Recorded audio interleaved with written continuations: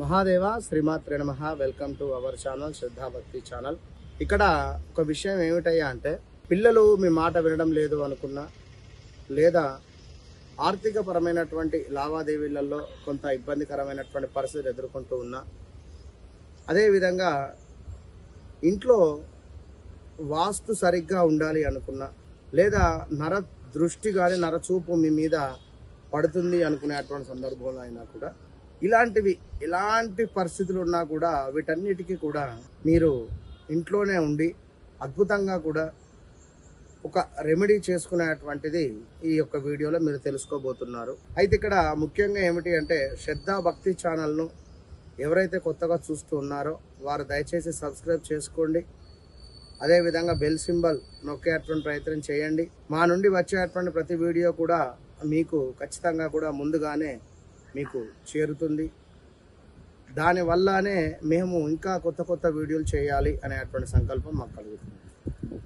కనుక ఇంట్లో ఎప్పుడైనా కూడా గుర్తుంచుకోండి, ఖరాబ్ అయిపోయినటువంటి తుప్పు పట్టినటువంటి ఇనుము రిలేటెడ్ వస్తువులున్నా, లేదా ఏదో పిల్లలకు సంబంధించినటువంటి వస్త్రం ఉంది, కాస్త చినిగింది అనుకుందాం, దీనిని కింద మనము నాప్కిన్ లాగా వేసి ఇల్లు మొత్తం శుభ్రం చేయాలి అనుకున్నా, లేదా చిరిగిపోయినటువంటి వస్తువులు ఎవరికైనా దానంగా ఇచ్చినా కటిక దరిద్రం ఏర్పడుతుంది. ఇంట్లో కూడా పిల్లలకు సైజు తక్కువైపోయింది అని కానీ, లేదా అదేవిధంగా చిరిగింది అని కానీ, ఈ యొక్క వస్త్రాలను కింద ఏదో వేసేసి కాలితో తొడవడము ఇలాంటివి చేస్తే రాహు ఇంపాక్ట్ ఎక్కువ ఉంటుంది.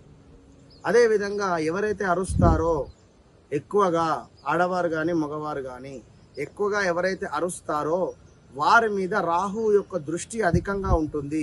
దీని వలన రాహు దృష్టి అధికంగా ఉండేటువంటి వారికి యొక్క పూజలు పునస్కారాలు అన్నా కూడా కొంత నెగిటివ్ ఇంపాక్ట్ ఉంటుంది. అసలు ఏమిటి, ఈ పూజ చేస్తేనే భగవంతుడు మెచ్చుకుంటాడా, లేదా అసలు దేవుడు ఉన్నాడా లేడా అనేటువంటి వర్డ్స్ కూడా యూజ్ చేసేటువంటి పరిస్థితి ఉంటుంది. కనుక ఇలా ఖరాబ్ అయినటువంటివి కానీ పాత వస్తువులు కానీ వాటితో ఇల్లు శుభ్రం చేయకూడదు.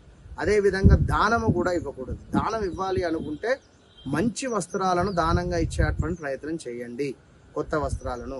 ఇక మరొకటి, పిల్లలు చెప్పిన మాట వినడం లేదు అంటే ఖచ్చితంగా కూడా గణపతి యొక్క విగ్రహం కానీ, లేదా గణపతి యొక్క ఫోటో ముందు అయినా కూడా మీరు ఈ యొక్క పిల్లలను కూర్చుండబెట్టి దీపారాధన పిల్లలచే చేయించి చక్కగా కూడా ఓం గం గణపతయే నమః, లేదా ఓం గం గణేశాయ నమః, ఓం గం గణేశాయ నమః, ఓం గం గణేశాయ నమః అనేటువంటి మంత్రాన్ని పిల్లలచే చెప్పించేటువంటి ప్రయత్నం చేయండి. ఇన్నరా, పిల్లలు చదివినది జ్ఞాపక శక్తి ఉండలేదు అనుకున్నా, లేదా ఏదైనా ఇంటర్వ్యూస్కు వెళ్ళినా కూడా మాకు ఇంటర్వ్యూస్లో అనుకూలమైనటువంటి రిజల్ట్ రావటం లేదు అనుకున్నా, ఉద్యోగంలో ఎదుగు బొదుగు లేదు అనుకునేటువంటి వారైనా కూడా కేవలము గణపతి ముందు దీపారాధన చేసి ఓం గం గణేశాయ నమః అనేటువంటి మంత్రాన్ని కనుక 108 సార్లు 41 రోజులు ఎవరైతే చేస్తారో పిల్లలు మీ మాట వినడం కావచ్చును, అదేవిధంగా పిల్లలకు చదివింది జ్ఞాపక శక్తి ఉండడం కావచ్చును, అదేవిధంగా ఉద్యోగ ప్రయత్నాలలో మీకు విజయం దక్కేటువంటి పరిస్థితి కావచ్చును, లేదా ఉద్యోగ ప్రయత్నాలు కూడా ముందుకు వెళ్ళే పరిస్థితి ఉంటుంది. ఇక ముఖ్యంగా ఆర్థికంగా ఇబ్బందికరమైనటువంటి పరిస్థితులు ఉంటున్నాయి గురువు గారు. ఆర్థికంగా అసలు ఎదుగు బొదుగులు, ఎందుకంటే చాలా కాల్స్ నేను చూస్తున్నా. అసలు ఎవరు ఫోన్ చేసినా కూడా ఆర్థికంగా చితికిపోయాము, ఆర్థికంగా నలిగిపోయాము, మేము వారికి డబ్బు ఇచ్చాం, వీరికి డబ్బు ఇచ్చాం, మాకు అసలు డబ్బు రావటం లేదు అనేటువంటి వారందరూ కూడా ఒకటే ప్రయత్నం చేయండి. శుక్రవారం రోజు శుక్రహోరాలో, అతి విశేషంగా చెప్తున్న శుక్రవారం రోజు శుక్రహోరాలో మీరు ఐశ్వర్య దీపం పెట్టండి. ఆ యొక్క ఐశ్వర్య దీపము అనేటువంటిది ఎంతో అద్భుతమైనటువంటి ఫలితం ఉంటుంది. అదేవిధంగా మంగళవారాలు ఉప్పును బంద్ చేయండి, మంగళవారాలు అబద్ధాలు ఆడకుండా ఉండండి. అదేవిధంగా మంగళవారం రోజు ఎవరికైనా చేబదులు కానీ ఏదైనా ఉన్నా కూడా ఇవ్వద్దు, మీరు తీసుకోవద్దును. అదేవిధంగా గురువారం సాయంత్రం కానీ శుక్రవారం సాయంత్రం కానీ లైట్ వేసిన తర్వాత ఎవరికి కూడా అప్పివ్వద్దు.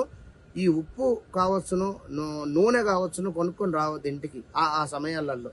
కనుక ఇవన్నీ కూడా గమనించుకొని ముందుకు వెళ్ళండి, మంచి ఫలితం ఉంటుంది.